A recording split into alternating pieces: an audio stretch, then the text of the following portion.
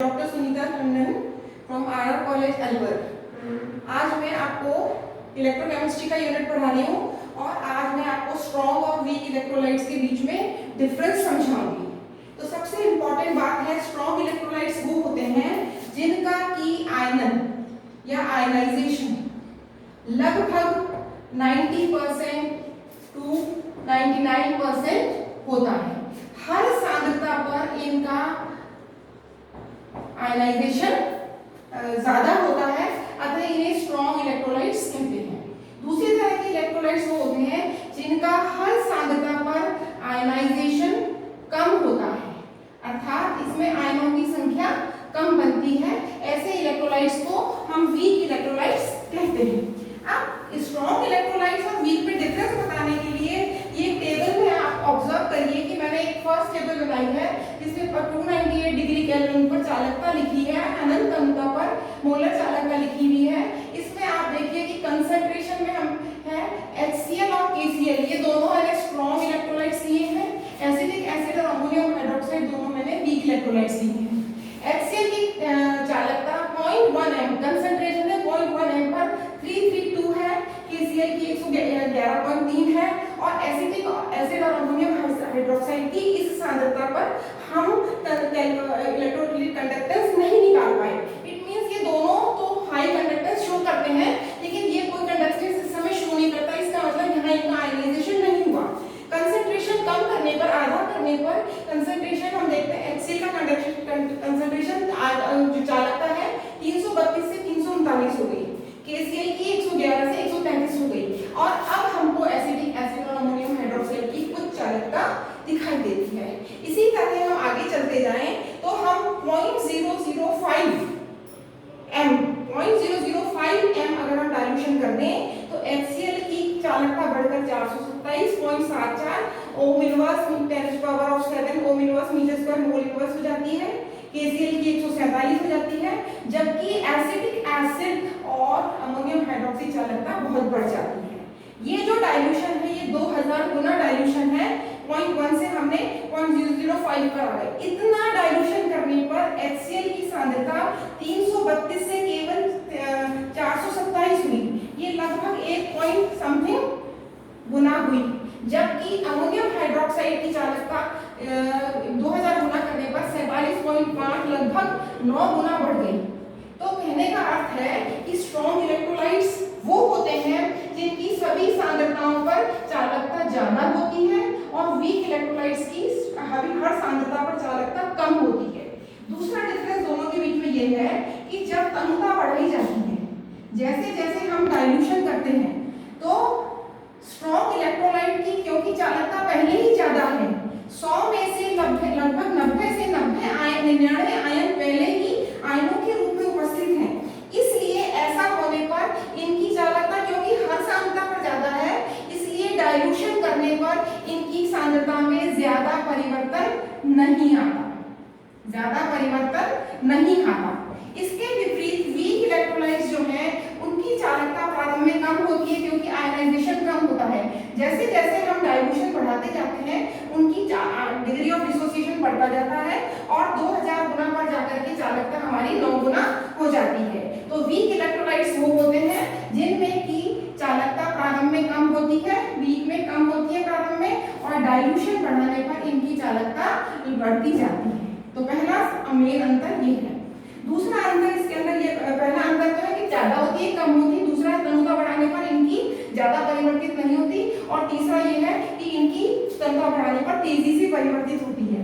तीसरा main difference ये है कि अगर हम दोनों तरह की चालकताओं इनके बीच में ग्राफ खींचे, किसके बीच में ग्राफ खींचे, हम किसी विद्युत अपघट्य की मोलर चालकता और अंडर रूट ऑफ कंसंट्रेशन के बीच में ग्राफ खींचे, ये 0 है जो कि लैम्डा 0 को या लैम्डा 0 या लैम्डा E0 या लैम्डा इंफिनिटी को शो करता है। तो हम देखेंगे कि strong electrolytes like sodium acetate, KCl,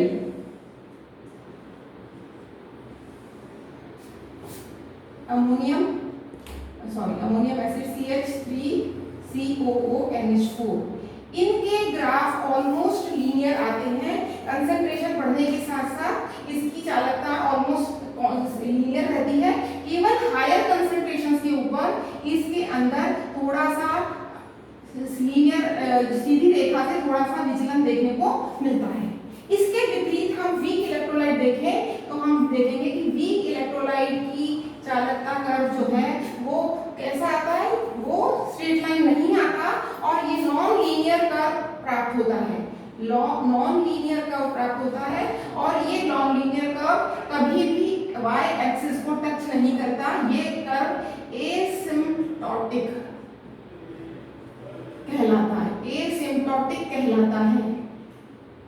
इसका महत्वपूर्ण कारण ये है कि अगर हमें sodium acetate strong electrolyte, strong electrolytes, ammonium acid strong electrolytes, अगर हमें इनकी अनंत तंगता पर चालकता ज्ञात करनी है तो हम एक स्केल लेकर के इन लाइंस को पीछे की तरफ एक्स्ट्रापोलेट कर लेते हैं और इस एक्स्ट्रापोलेशन से जो पॉइंट आता है वो हमारा लैम्डा इंफिनिटी होगा अमोनियम एसिटेट का, वो होगा हमारा लैम्डा इंफिनिटी KCl का। बट सोडियम एसिटिक एसिड के केस में हम ऐसा नहीं कर पाते क्योंकि ये लाइन हमेशा टुवर्ड्स y एक्सिस होगी लेकिन कभी भी उसको टच नहीं करेगी। तो तीसरा मेन डिफरेंस है कि इनके लैम्डा m और lambda c versus under root concentration के ग्राफ स्ट्रेट लाइन आते हैं और इसका नॉन लीनियर ग्राफ आता है और इस तरह से हम इन दोनों के बीच में डिफरेंशिएट कर सकते हैं। लेकिन जब हम इन दोनों की तीनों की चालकता एक्स्ट्रापोलेशन से लैम्डा इंफिनिटी तक निकाल सकते हैं और हम नॉन लीनियर की acetic acid ammonium hydroxide weak electrolyte की नहीं निकाल सकते, इसलिए हमें एक नए माध्यम की, नए तरीके की आवश्यकता पड़ती है जिससे कि हम वीक इलेक्ट्रोलाइट की तुल्यांकी चालकता या मोलर चालकता निकाल सकें। और ये जो साधन है या ये जो जरूरत है, आवश्यकता है, इसको पूरी करने के लिए जो हम काम में लेते हैं या जो नया नियम प्रतिपादित किया गया और अध्ययन किया गया उसके बेसिस पर एक नया नियम प्रतिपादित किया गया, हम उसकी सहायता लेते हैं और वो नियम कहलाता है Kohlrausch's law of independent migration of ion. Kohlrausch का आयनों के स्वतंत्र अभिगमन का नियम।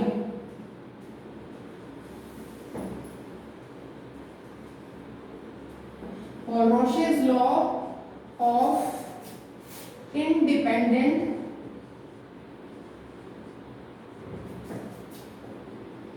migration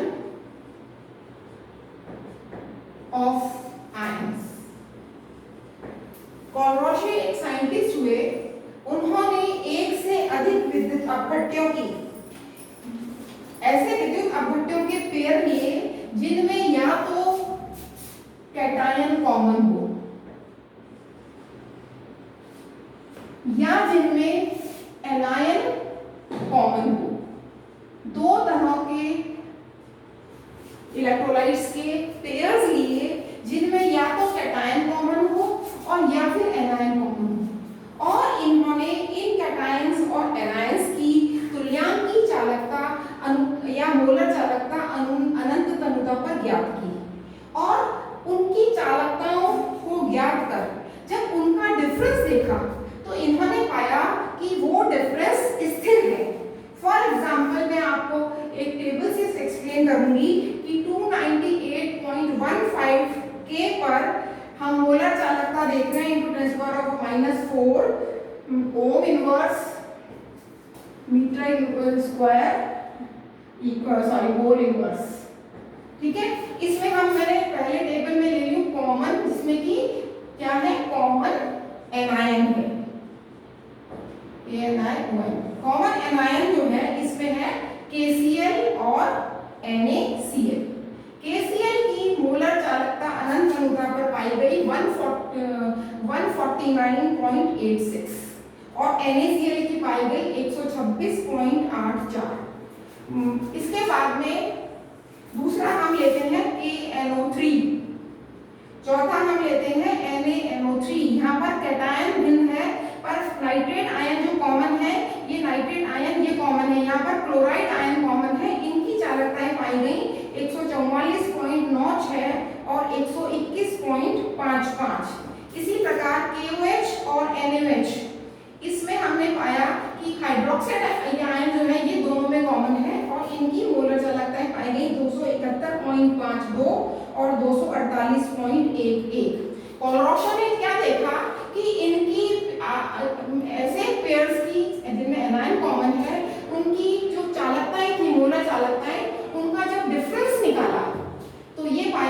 कि जिनमें एनायन कॉमन है उनमें अंतर आता है 23.41, 23.41, 23.41। इन सब पेयर्स की इसमें जो चालकता में अंतर निकाला वो एक स्थिर आया। इसी प्रकार से उसने कॉमन कैटायन वाले इलेक्ट्रोलाइट के पेयर्स लिए। इसमें उसने लिया लिथियम क्लोराइड और लिथियम नाइट्रेट। लिथियम क्लोराइड की मोलर चालकता पाई गई 115.03, 110.13। KCl और KNO3 के अंदर कैटायन कॉमन है। इन दोनों में क्या है? कैटायन कॉमन है। इन सब में कैटायन कॉमन है। KCl की चालकता पाई गई आपकी 149.36 और इसकी 144.96। सिमिलरली HCl और HNO3 कैटायन कॉमन है। इनकी चालकताएं पाई गई लगभग 426.16 और 420.26। और इन सब के अंदर इन दोनों का जो चालकताओं का डिफरेंस था वो आया 4.90, 4.90, 142 नहीं, 4.90। तो ये अंतर स्थिर आया। तो जो आयन कॉमन कैटायन रखते हैं और जो कॉमन एनायन रखते हैं उनमें जो स्थिर था, इसको देख करके कॉनरॉशन ने को ऐसे समझाया कि अनंत तंगता पर जब तुल्यांक की चालकता अनंत तंगता पर हो तो पूरा का पूरा विद्युत अपघट्य आयनों के रूप में उपस्थित होता है। और ये आयन एक दूसरे से बहुत दूर दूर होते हैं और सारे inter ionic interactions, attraction, repulsion, same cations का रिपल्शन, ये सब चीजें जो हैं वो खत्म हो जाती हैं और हर आयन इंडिपेंडेंट होता है। और हर इंडिपेंडेंट आयन इसकी चालकता, टोटल चालकता में इलेक्ट्रोलाइट की अपना योगदान देता है और इसका योगदान किसी दूसरे आयन जिससे वो जुड़ा हुआ है उस पर निर्भर नहीं करता।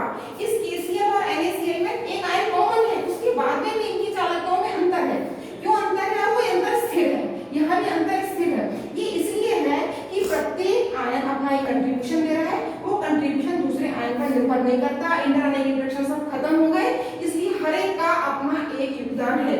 इस चीज को ऑब्जर्व करके कॉलरॉशे ने एक नया नियम प्रतिपादित किया जो कि कहलाता है कॉलरॉशे का आयनों के स्वतंत्र अभिगमन का नियम। और इस नियम के अनुसार अनंत तंगता पर किसी भी इलेक्ट्रोलाइट की तुल्यांक की चालकता उसके अनंत तंगता पर उसके धनायनों और उसके ऋणायनों के अनंत तंगता की चालकताओं के जोड़ के बराबर होती है। यह है तुल्यांक की चालकता। अगर हम मोलर चालकता की बात करें, 0 लिख सकते हैं, हम इंफिनिटी लिख सकते हैं, हम ये एक ही चीज को रिप्रेजेंट करता है। लैम्डा m0 मोलर चालकता में ये नियम फॉर्मूला है, lambda nu positive plus H positive plus lambda nu negative minus nu negative at 0 concentration. यहाँ पर न्यू जो है ये न्यू पॉजिटिव धनायनों की संख्या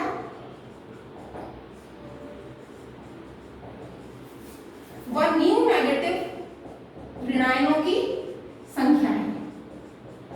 मान लीजिए कि मैंने लिया इलेक्ट्रोलाइट सिल्वर क्लोराइड। ये जब आयनाइज होगा तो ये एक सिल्वर आयन बनाएगा और एक क्लोराइड। तो यहाँ पर न्यू पॉजिटिव किसके बराबर है? 1 के। न्यू नेगेटिव किसके बराबर है? 1 के। इसका मतलब ये हुआ कि सिल्वर क्लोराइड के लिए अनंत तंगता पर उसकी तुल्यांक की चालकता उसकी अनंत तंगता पर मोलर चालकता के बराबर होगी। अगर मैं कंपाउंड ले लूं बेरियम क्लोराइड, इसका आयनाइजेशन होगा barium ions plus 2 chloride ions plus 2 chloride ions. तो न्यू पॉजिटिव यहाँ पर कितना है? न्यू पॉजिटिव है 1 और न्यू नेगेटिव है 2। तो इसके लिए हम मोलर चालकता की इक्वेशन लिखेंगे अनंत तंगता पर, तो ये आ जाएगी न्यू पॉजिटिव है 1 बेरियम आयन की तुल्यांक की चालकता मोलर चालकता प्लस दूसरा है 2 इंटू क्लोराइड आयन की अनंत तंगता पर चालकता इसके बराबर होगा। कितने हो गया? 15 मिनट हो गए।